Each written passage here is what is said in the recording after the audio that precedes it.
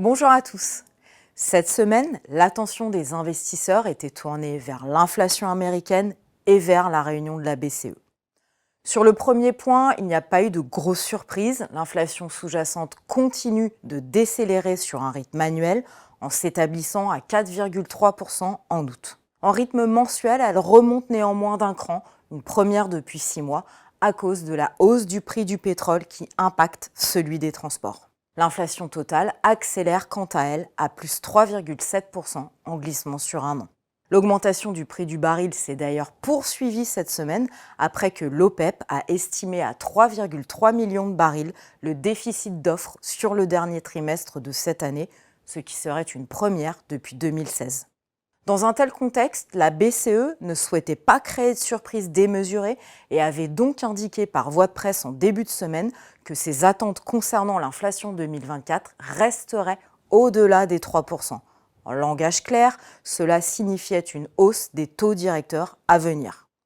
La probabilité, selon les opérateurs de marché, qu'elle ait lieu ce jeudi avait donc fortement augmenté ces derniers jours. Au final, la BCE a procédé comme attendu à un relèvement de 25 points de base, mais elle a révisé à la baisse ses perspectives de croissance et surtout, elle a laissé entendre que le resserrement monétaire pouvait être terminé. Cela a permis au marché obligataire de se détendre pendant et après la conférence de presse de Christine Lagarde.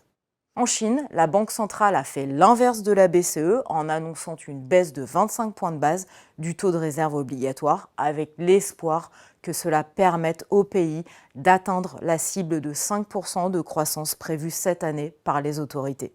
Les taux américains n'ont pas suivi le mouvement amorcé en Europe et ont continué de se tendre alors que les ventes au détail en valeur ont largement dépassé les attentes sur le mois d'août.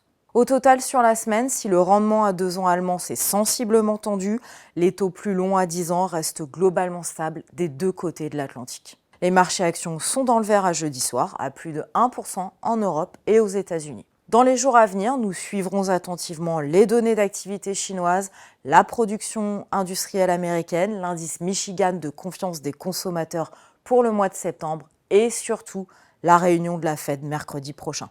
En attendant, je vous souhaite à tous un excellent week-end.